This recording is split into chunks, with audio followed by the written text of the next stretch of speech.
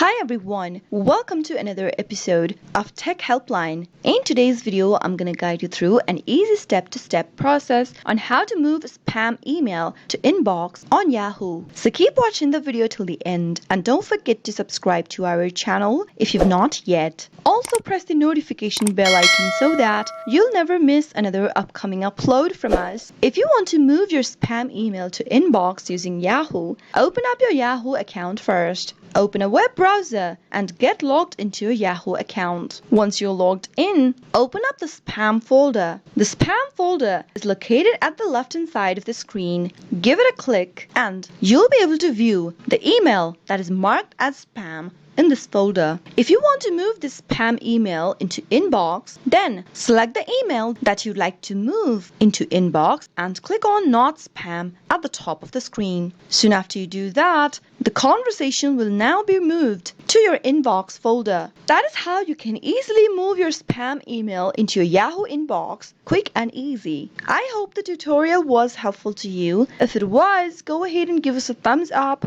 I'll be back soon with more videos like this. Thanks for watching.